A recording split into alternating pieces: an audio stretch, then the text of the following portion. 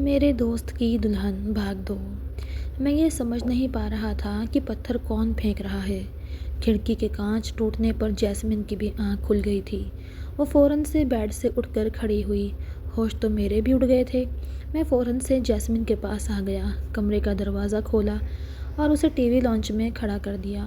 میرے ماں باپ اور بہن بھی لاؤنج میں پریشان کھڑے تھے اور کہنے لگے، یہ سب کون کر رہا ہے؟ باہر فائرنگ کی آواز آ رہی تھی۔ میں نے جلدی سے کمرے میں جا کر اپنا موبائل اٹھایا تاکہ پولیس کو انفارم کر سکوں، تو مجھے ویر کی کال آ رہی تھی۔ میں نے فون اٹھایا تو کہنے لگا، یہ کیا کیا ہے تم نے؟ میں تمہیں زندہ نہیں چھوڑوں گا۔ تم نے میری محبت کے ساتھ شادی کر لی۔ یہ کیا تماشا کھیلا ہے تم نے؟ رات کو جو کچھ تم نے میرے ساتھ کیا ہے، میں سوچ بھی نہیں سکتا تھا کہ تمہاری نیت جیسمین پر خراب تھی۔ تم نے دوستی کے نام پر مجھے بہت بڑا دھوکہ دیا ہے۔ میں نے کہا، ابھی میں تم سے بات کرنے کی پوزیشن میں نہیں ہوں۔ پتہ نہیں کون پاگل ہے جو میرے گھر پر پتھراؤ کر رہا ہے۔ باہر فائرنگ بھی ہو رہی ہے۔ تو وہ کہنے لگا، میرے ہی لوگ ہیں۔ تمہاری ہمت کیسے ہوئی جیسمین کو اپنی بیوی بنانے کی؟ میں نے کہا، شٹ اپ یار، مجھے کوئی شوق نہیں جیسمین کو اپنی بیوی بنانے کا۔ تم مجھے یہ بتاؤ کہ تم رات کو پہنچے کیوں نہیں تھے؟ ایک تو تم وقت پر نہیں پہنچے، اوپر سے جیسمین کا باپ آ گیا، شاید اس کا پیچھا کر رہا تھا، اور پھر یہ سارا ڈرامہ کریٹ ہو گیا۔ مجھے نہیں پتا کس نے میری ویڈیو بنا کر سوشل میڈیا میں ڈال دی۔ دیکھو، میں ایسا کچھ نہیں چاہتا اور مجھے تمہاری جیسمین میں بھی کوئی دلچسپی نہیں۔ میں نے کہا، میں نے اسے ہاتھ تک نہیں لگایا کیونکہ میں جانتا ہوں کہ تم اس سے محبت کرتے ہو، اور میں اتنا بھی بغیرت نہیں ہوں کہ دوست کی محبت کے ساتھ کوئی چھیڑ خانی کروں۔ جو کچھ ہوا ہے اس میں قصور جیسمین کا ہے۔ اسے چاہیے تھا کہ وہ اپنے باپ کے سامنے کہتی کہ وہ تم سے محبت کرتی ہے، لیکن اسے ڈر تھا کہ تمہیں نقصان نہ پہنچ جائے، اس لیے مجھے بلی کا بکرا بنا دیا، اور تم بھی میرے گھر پر آ کر پتھراؤ کروا رہے ہو، فائرنگ کروا رہے ہو۔ یہ کہاں کی عقل مندی ہے؟ میری بات سن کر وہ کہنے لگا، ٹھیک ہے، میں سب رکوا دیتا ہوں، لیکن دیکھو، تم جانتے ہو میں جیسمین سے محبت کرتا ہوں۔ میں نے کہا، مجھے پتا ہے میرے باپ، فی الحال یہ گولیاں بند کرواؤ۔ میں تمہاری طرح امیر نہیں ہوں جو گھر کی ریپیئرنگ کرواتا پھروں۔ اس نے فوراً سے فون بند کر دیا اور 2 منٹ بعد فائرنگ اور پتھراؤ رک چکا تھا، اور جو گاڑیاں ہنگامہ کرنے کے لیے آئی تھیں سب واپس جا چکی تھیں۔ میں نے سکون کا سانس لیا تھا۔ جب میں باہر آیا تو میرے پاپا مجھے غصے سے دیکھ رہے تھے۔ جیسمین روئے جا رہی تھی۔ میری ماں بہنیں پریشان تھیں۔ وہ کہنے لگی، یہ سب کیا تھا؟ میں نے کہا، مجھے کیا پتہ کیا تھا، ہو سکتا ہے جیسمین کے باپ نے سب کچھ کروایا ہو۔ وہ کہنے لگے، تم نے جو کچھ کیا ہے نا، مجھے لگتا ہے کہ الیکشن کے بعد تم ویسے بھی ہمیشہ کے لیے مارے جاؤ گے۔ تمہیں یہی لڑکی ملی تھی محبت کرنے کے لیے؟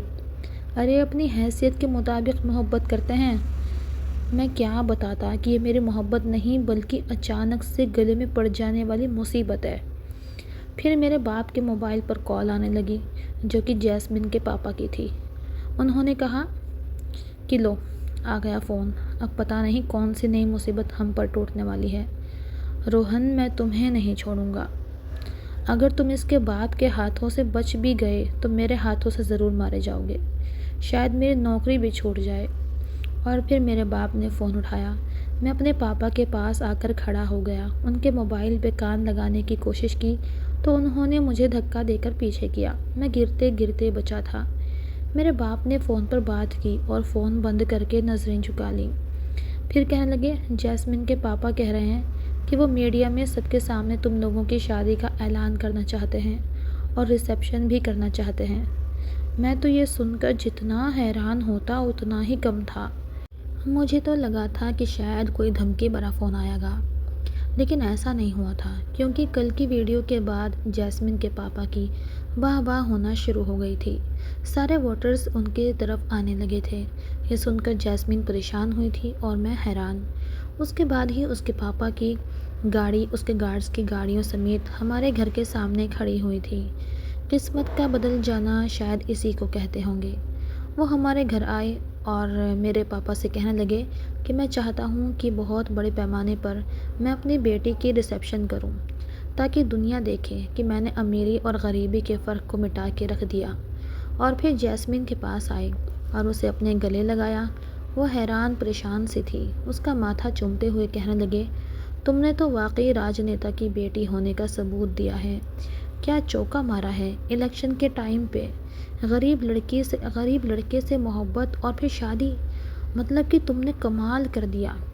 تم نہیں جانتی کتنی راجنیتک پارٹیاں میرے ساتھ ملنے کو تیار ہیں۔ اس بار تو میں سنیل گپتا کے خاندان کو ایسی شکست دوں گا کہ وہ منہ کے بل زمین پر گرے گا۔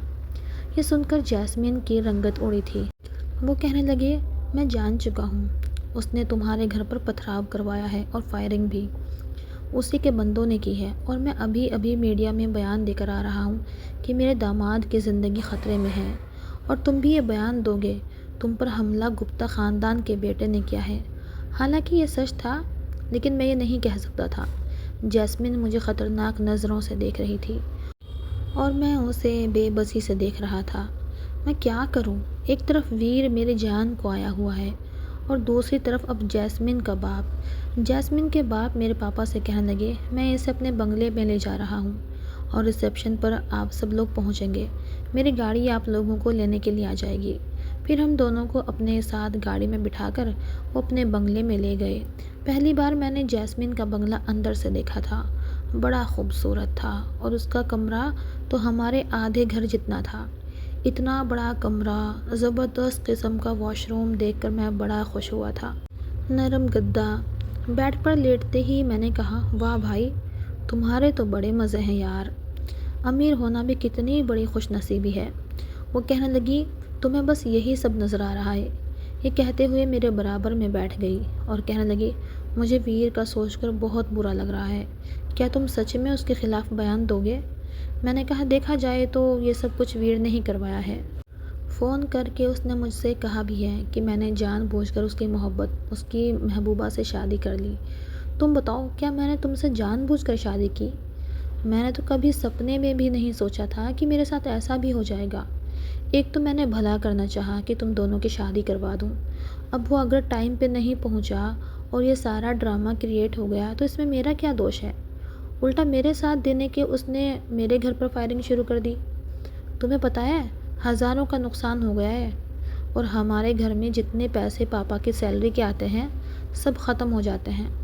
وہ کہنے لگی، جو نقصان ہوا ہے میں بھر دوں گی، لیکن دیکھو تم ویر کے خلاف کچھ نہیں کہو گے۔ میں نے کہا، اپنے ہٹلر باپ کو پتہ ہے نا تمہیں، میرا گلا دبا دے گا وہ اگر میں نے بیان نہ دیا۔ اگر ایسی ہی بات ہے تو تم کہہ دو کہ تم نے ویر کے خلاف کچھ نہیں کہنا۔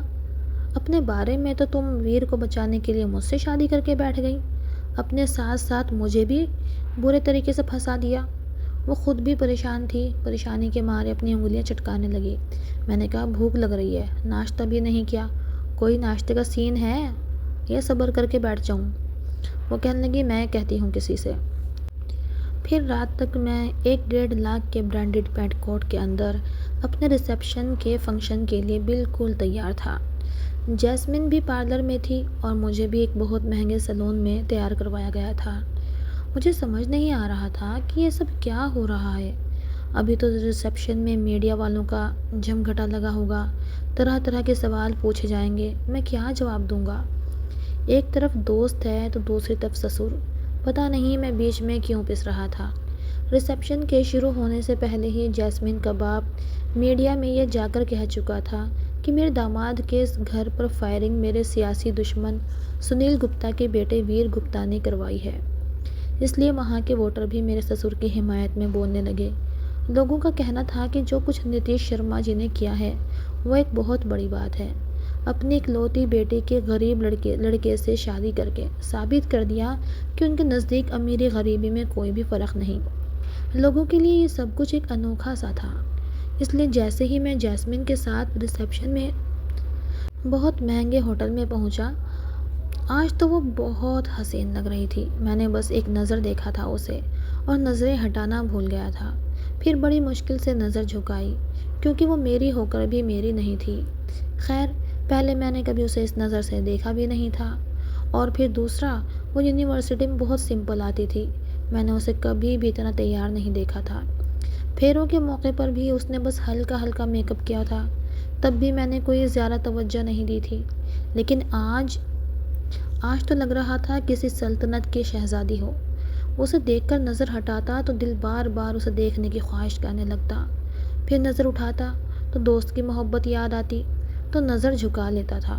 میں عجیب سی کشمکش کا شکار ہو چکا تھا۔ اس کا ہاتھ پکڑ کے میں اسٹیج پر جا رہا تھا۔ اس دوران پورے ہوٹل میں لائٹ بند تھی، بس ایک فوکس لائٹ تھی جو ہم دونوں پر تھی۔ سامنے بہت سارے کیمرے تھے، میڈیا والوں کے بھی اور کیمرہ مین کے بھی۔ ابھی ہم دونوں اسٹیج تک پہنچے ہی تھے جب جیسمین کا پاپا کہنے لگے، جیسے جیسے کیمرہ مین کہے گا تمہیں ویسے ہی تصویریں کھنچوانی ہیں، سمجھے نا؟ میرے گلے ملتے ہی انہوں نے میرے کان کے پاس آ کر یہ سب کچھ کہا تھا۔ ایک تو میں پہلے ہی اپنے دل کو بڑی مشکل سے قابو میں رکھے ہوئے تھا، آخر کو میں بھی تو انسان تھا۔ پھر وہ ایک حسین خوبصورت لڑکی میرے ساتھ تھی، اور وہ بھی میری بیوی کی حیثیت سے تھی۔ اور تیسرا، آج اتنی خوبصورت لگ رہی تھی، بیوی نہ بھی ہوتی تو نظر ہٹانا مشکل تھا۔ اوپر سے فوٹو سیشن۔ میں سمجھ سکتا تھا امیر لوگوں کے فوٹو سیشن کیسے ہوتے ہیں۔ کئی بار میں نے بھی کئی راجنیتا لوگوں کی شادیوں میں پترکار بن کر کئی فوٹو سیشن دیے تھے، لیکن آج تو یہ دل پتہ نہیں کیوں اتنا مچلے جا رہا تھا۔ ایسا کبھی پہلے سوچا نہیں تھا، کبھی دل اتنا اتاولا ہوا بھی نہیں تھا۔ پتہ نہیں مجھے اندر سے ہو کیا رہا تھا، میں اپنی کیفیت کو سمجھ ہی نہیں پا رہا تھا۔ یہ کہنا زیادہ بہتر ہوگا کہ کنٹرول نہیں کر پا رہا تھا۔ جیسمین بے حد گھبرائی ہوئی تھی کیونکہ سامنے کیمرہ مین اسے کہہ رہا تھا کہ آپ اپنے ہسبینڈ کے دونوں کندھوں پر ہاتھ رکھیں۔ اس نے گھبراتے ہوئے میرے کندھے پر ہاتھ رکھا تھا، وہ میرے بے حد قریب تھی۔ پھر وہ کیمرہ مین کہنے لگا، راہل سر آپ پلیز میم کی کمر پر ہاتھ رکھیں۔ میرے تو ہاتھ کے طوطے اڑنے لگے تھے۔ کوئی آسان کام نہیں تھا، میں نے تو آج تک کسی لڑکی کو چھو کر بھی نہیں دیکھا تھا۔ ایسا بھی تھا کہ میں بہت آزاد خیال تھا، جو بھی تھا، لیکن میں ایک شریف انسان تھا، کبھی ایسی حرکت نہیں کی تھی۔ بلکہ میں نے تو آج تک کسی لڑکی سے دوستی تک نہیں کی تھی، کوئی افیئر نہیں تھا میرا، بلکہ میرے زندگی میں کوئی لڑکی آئی ہی نہیں تھی۔ مجھے تو بس دو چیزوں سے عشق تھا، ایک کھانے پینے سے اور ایک پترکاری سے۔ پہلی بار میں اس سچویشن میں پھنسا تھا۔ کچھ دیر تو میرے ہاتھ میں اتنی ہمت ہی نہیں ہوئی کہ میں اس کے کمر پر رکھتا۔ وہ دوبارہ سے کہنے لگے، سر پلیز میم کی کمر پر ہاتھ رکھیں۔ جیسمین کے پاپا بھی مجھے ہی دیکھ رہے تھے۔ وہ کہنے لگی، مجھے چھوا تو میں تمہارا قتل کر دوں گی۔ میں نے کہا، کر دو، اچھا ہے، روز روز کے مرنے سے ایک بار کا مرنا بہتر ہے۔ تمہارے باپ کی سنوں یا تمہاری سنوں؟ میں نے دل کو کافی مضبوط کیا اور اس کی کمر پر اپنا ہاتھ رکھ کر اسے اپنے قریب کیا تھا۔ اس کا چہرہ میرے چہرے کے بے حد قریب تھا، لیکن میری اتنی ہمت نہیں تھی کہ اس کی آنکھوں میں دیکھ سکوں۔ اگر دیکھتا تو اپنا دل کھو بیٹھتا، اور میں اپنا دل کھونا نہیں چاہتا تھا کیونکہ وہ مجھ سے محبت نہیں کر سکتی تھی۔ امیر باپ کی بیٹی تھی اور ویر سے محبت کرتی تھی، لیکن سامنے کھڑا کیمرہ مین تو شاید آج میرا کڑا امتحان دے رہا تھا۔ وہ کہنے لگا، میم کی آنکھوں میں دیکھیں سر۔ میں نے دل کو سنبھال رکھا تھا، اپنے دل کی تیز ہوتی دھڑکنوں کو قابو میں رکھ کر میں نے اس کی آنکھوں میں دیکھا تھا، جہاں صرف غصہ تھا۔ جو کیمرہ مین مجھ سے کہہ رہا تھا مجھے کرنا پڑ رہا تھا، لیکن میرے دل پر جیسے بجلیاں گر رہی تھیں۔ دل ایک عجیب طریقے سے دھڑک رہا تھا، میں سمجھ نہیں پا رہا تھا کہ میرے ساتھ ہو کیا رہا ہے۔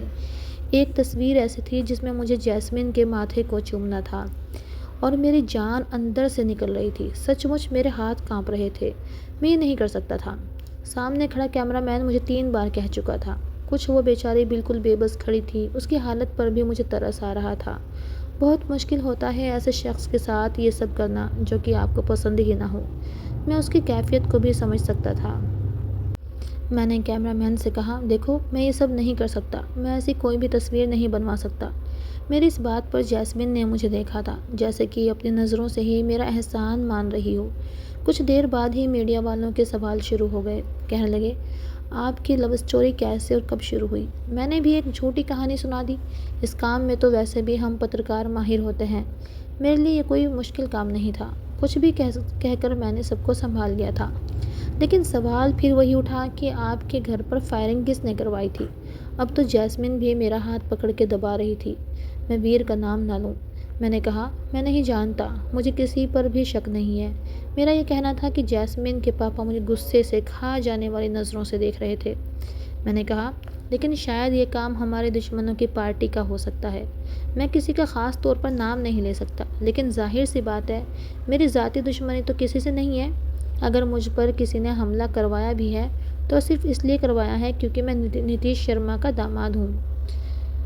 بات کو یہ ہیر پھیر کر کے میں نے یہ ختم کر دیا تھا۔ رات کو جب میں اور جیسمین کمرے میں آئے تو میرے دل کی دنیا بالکل بدل چکی تھی۔ وہ آتے ہی بیڈ پر بڑے غصے سے بیٹھ گئی۔ میں نے دروازہ بند کیا، کنڈی لگائی تو کہنے لگی، ہاؤ ڈیئر یو، تمہاری ہمت کیسے ہوئی مجھے چھونے کی؟ میں نے کہا، جا کر اپنے فوٹوگرافر سے پوچھو، میرا دماغ خراب مت کرو، پہلے ہی میرا دماغ کافی خراب ہے۔ میں چور نظروں سے اسے دیکھ رہا تھا، جو غصے میں بھی اس وقت بہت حسین لگ رہی تھی۔ ساتھ ہی اس کے موبائل پر ویر کی کال آنے لگی۔ ویر کا نام دیکھ کر اس نے فوراً سے فون اٹھایا۔ شاید بہت غصے میں تھا، اس کی آواز اتنی تیز تھی کہ میں بھی سن سکتا تھا۔ وہ چلا رہا تھا، کہہ رہا تھا، ابھی تصویر دیکھی ہے تمہاری سوشل میڈیا پر، تم سوچ نہیں سکتی میرے اندر آگ سی لگ گئی ہے۔ جیسمین، میں تمہارے ساتھ کسی کو برداشت نہیں کر سکتا، یہ تم اچھی طرح سے جانتی ہو۔ وہ ٹپ ٹپ آنسو بہانے لگی۔ وہ کہنے لگی، میں کیا کر سکتی ہوں؟ تمہاری بھی تو غلطی ہے، تم ٹائم پر کیوں نہیں پہنچے؟ اگر تم وقت پر پہنچ جاتے تو یہ سب نہیں ہوتا۔ وہ کہنے لگا، میں اتنا بزی تھا کہ مجھے دھیان نہیں رہا تھا، اور جب یاد آیا تو تمہاری ویڈیو سامنے آ گئی جس میں تم راہل کے ساتھ پھیرے لے رہی تھی۔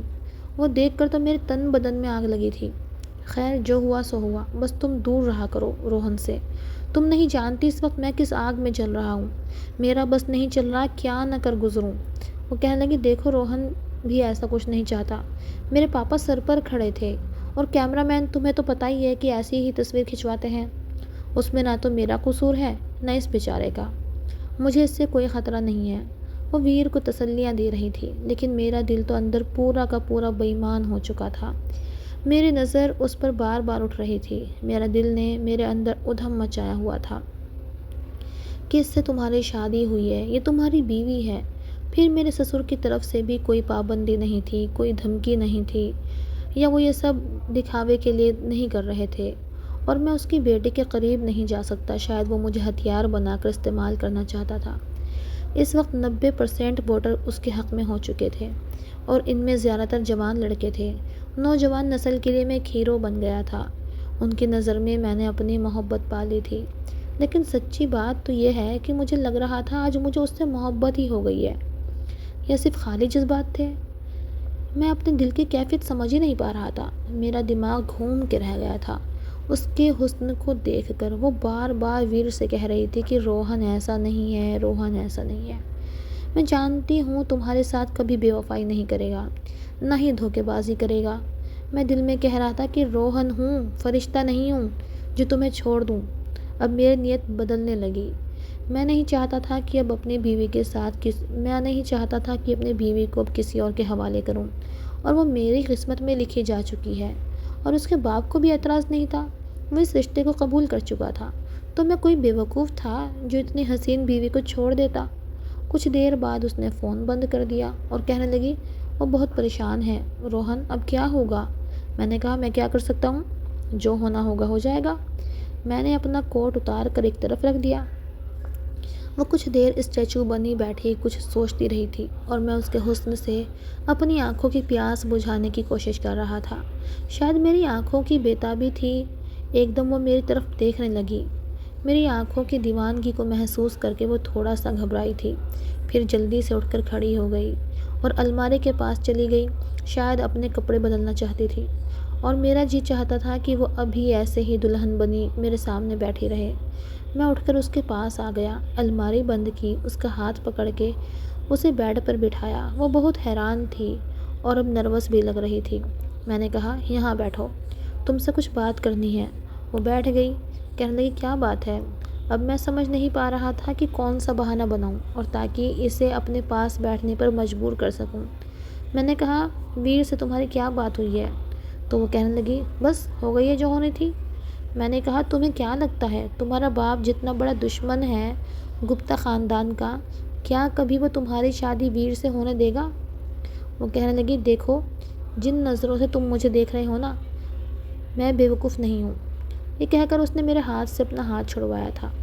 وہ کہنے لگی، میرا باپ کیا چاہتا ہے کیا نہیں، وہ کیا ہونے دے گا اور کیا نہیں، یہ میں نہیں جانتی، لیکن ایک بات میں تمہیں کلیئر کر دیتی ہوں، میں محبت صرف اور صرف ویر سے کرتی ہوں۔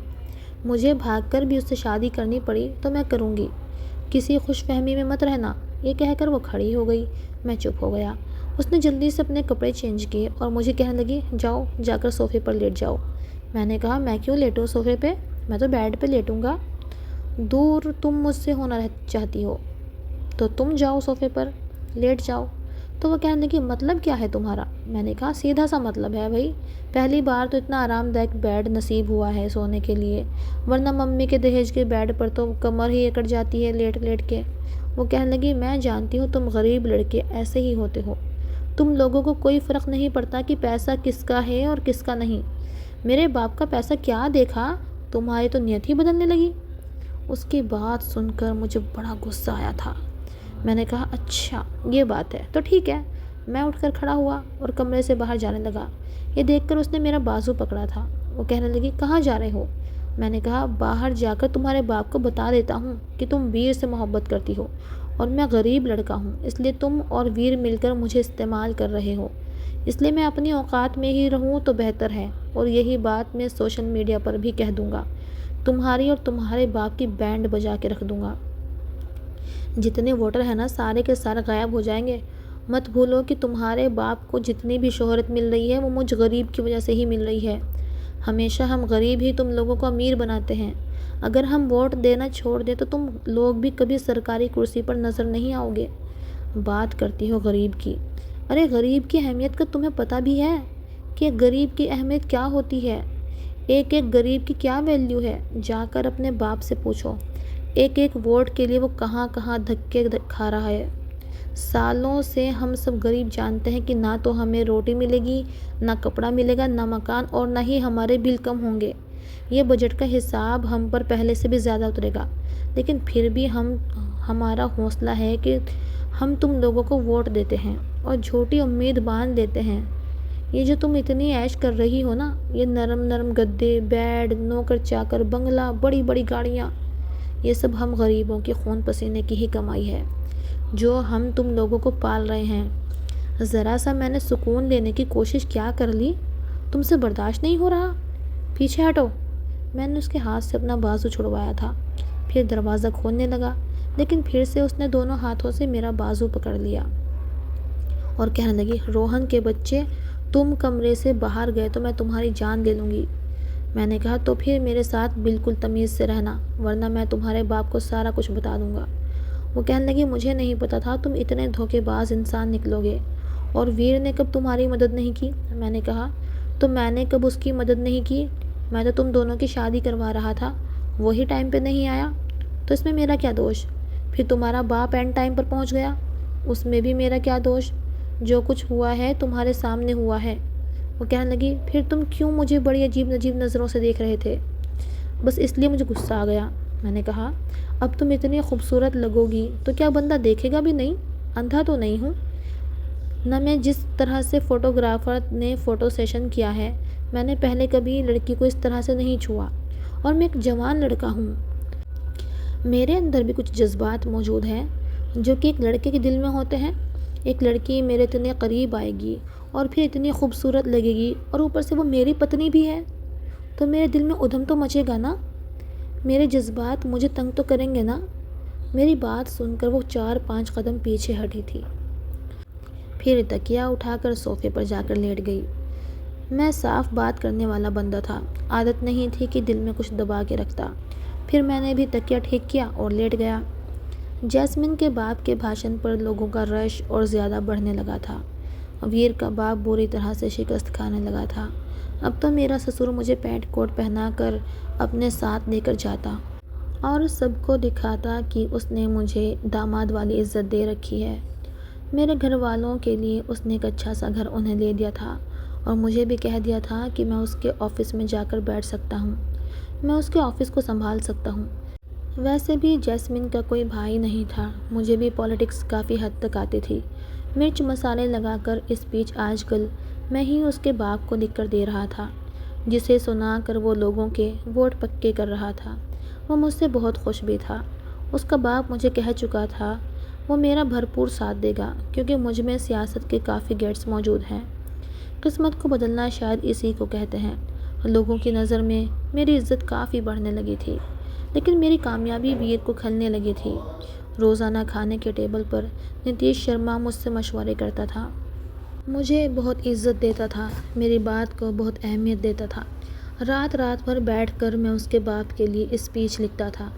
جیسمین نے جب مجھے رات کو رائٹنگ ٹیبل کے پاس بیٹھے دیکھا تو اٹھ کر میرے پاس آ گئی، پھر مجھ سے کہنے لگی، تم بدل گئے ہو روہن، تم اپنے دوست سے ذرا سی محبت نہیں رہی۔ میں نے کہا، تم ہو نا اس سے محبت کرنے کے لیے، کیا یہ کافی نہیں ہے؟ کیونکہ وہ روز رات کو ایک ایک گھنٹہ ویر سے باتیں کرتی تھی۔ وہ ویر سے وہی باتیں کرتی تھی جو پہلے سن کر مجھے کوئی فرق نہیں پڑتا تھا، لیکن اب اس کی باتیں سن کر میرے اندر ایک آگ سی لگ جاتی تھی۔ میرا دل یہ کہتا تھا کہ ان باتوں پر میرا حق ہے، اور وہی باتیں وہ اس سے کرتی تھی۔ اس لیے غصے میں آ کر میں نتیش شرما کو گپتا خاندان کے خلاف ایسے دھواں دھار اسپیچ لکھ کر دیتا تھا کہ سننے والا بھی گپتا کے خلاف ہو جاتا تھا۔ ویر کا باپ بہت بری شکست کھا رہا تھا۔ آج اس نے خود ہی بات شروع کر دی تو میری بات سن کر کہنے لگی، میں تو پہلے بھی اس سے ایسے ہی باتیں کرتی تھی۔ میں نے زور سے پیپر پین پھینکا تھا، فائل بند کی اور اس کے سامنے کھڑا ہو گیا۔ میں نے کہا، اس وقت بات کچھ اور تھی، اس وقت تم میری بیوی نہیں تھی، لیکن تم اب میری بیوی ہو۔ وہ کہنے لگی، تم جانتے ہو نا ہماری شادی ایک مجبوری میں ہوئی ہے۔ میں نے کہا، جیسے بھی ہوئی ہے شادی تو ہو گئی نا۔ تمہاری محبت پر تمہاری محبت بھری باتوں پر پتی ہونے کے ناطے صرف میرا حق ہے۔ تم میرے سامنے میرا حق کسی اور کو نہیں دے سکتی۔ اگر دو گی تو مجھے تکلیف تو ہوگی نا۔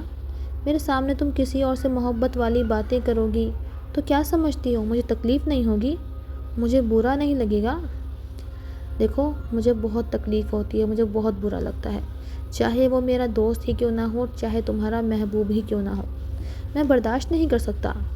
میرا لہجہ کافی سخت تھا اور تیز بھی۔ میں نے کہا، ویسے بھی میں تمہارے باپ سے کہہ چکا ہوں کہ مجھے اس بنگلے میں نہیں رہنا۔ تمہارا باپ اس وقت جس کامیابی کی بلندیوں پر ہے نا، اس کا سارا کریڈٹ اس وقت مجھے ہی جاتا ہے۔ اس لیے میں تمہیں اپنے گھر لے کر جاؤں گا جہاں میرے ماں باپ رہتے ہیں، تاکہ تمہارے دماغ میں اگر یہ خناس بھرا ہوا ہے کہ میں تمہارے باپ کے ٹکڑوں پر پل رہا ہوں تو وہ بھی ہٹ جائے۔ اور ایک بات اور میں تم سے کہہ دوں، جتنی جلدی ہو سکے ویر سے اپنے تمام رشتے ختم کر دو، اور میری بات کان کھول کر سن لو، میں تمہیں کبھی نہیں چھوڑوں گا، کبھی بھی نہیں۔ میری اس بات نے اس کے چہرے کی ہوائیاں اڑائی تھیں۔ وہ کہنے لگی، میں تمہارے ساتھ زندگی نہیں گزار سکتی۔ میں نے کہا، کیوں نہیں گزار سکتی؟ اگر نہیں گزار سکتی تو ٹھیک ہے، اپنے باپ سے جا کر کہہ دو۔ وہ کہنے لگی، ہر وقت مجھے میرے باپ کی دھمکی مت دیا کرو۔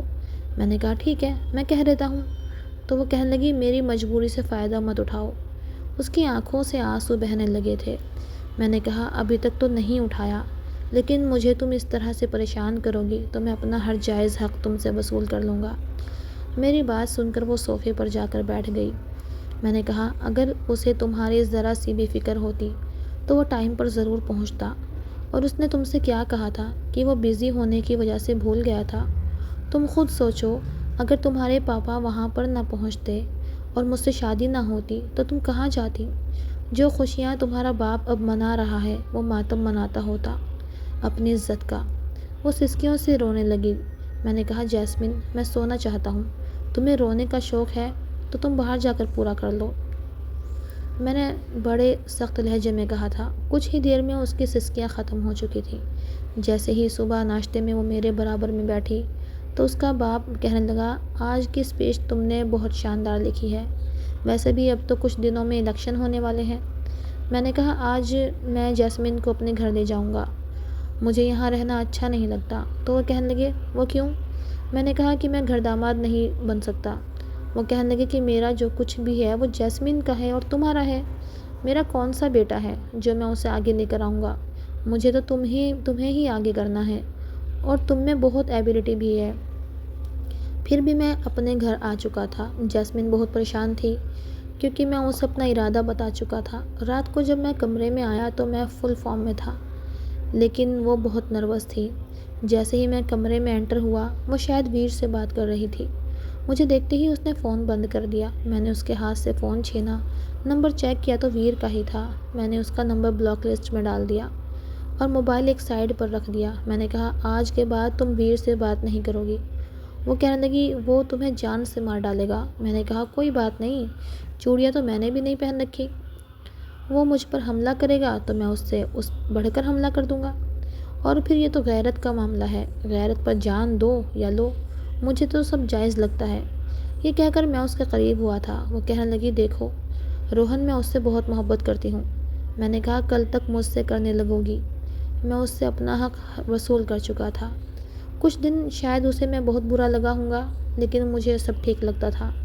وہ مجھ سے لڑتی تھی، جھگڑتی تھی، لیکن ڈرتی بھی تھی، میرا ہر کام کر دیتی تھی۔ الیکشن کے ٹائم ویر اور میرا آمنا سامنا ہو چکا تھا۔ میں نتیش شرما کا داماد تھا اور بڑی کامیابی سے میں الیکشن میں اپنے سسر کو جتوا چکا تھا۔ اس دن میرا سسر اتنا خوش تھا کہ جس کی کوئی حد نہیں۔ انہوں نے مجھے گلے سے لگایا اور مجھے چومنے لگے۔ میں نے اپنے سسر کو پلانس بنا کر دینا شروع کر دیے، غریبوں کی پینشن، سڑکوں کا نظام، اچھے اسکولوں کا انتظام، ہر چیز غریبوں کے حق میں بہتر کرنی شروع کر دی۔ یہ سمجھیے کہ بس میرا سسر میرے سامنے سے کام کرتا تھا اور پیچھے سب کچھ میں مینیج کر رہا تھا۔ لوگ پلانس کا سن کر بہت خوش ہوئے تھے۔ میرا سسر مجھے ہر معاملے میں آگے کرنے لگا تھا۔ بہت جلدی ایک ایسی خبر سوشل میڈیا پر آئی جس نے جیسمین کے ہوش اڑا کے رکھ دیے تھے۔ بہت ہی جلد ویر کی شادی ہونے والی تھی، وہ بھی راجنیتی پارٹی کے لیڈر کے بیٹی سے، جس کے بھائی کا رشتہ کبھی جیسمین کے لیے آیا تھا۔ میں نے کہا یہ دیکھ لو تمہارا با وفا محبوب، یہ بھی تمہاری محبت میں سب کچھ تباہ کر کے دنیا چھوڑ کر نہیں بیٹھ گیا، اپنا گھر بسا رہا ہے، شادی کر رہا ہے، بچے بھی کرے گا۔ کچھ باتیں نصیب کی ہوتی ہیں جیسمین، تم میرا نصیب تھی۔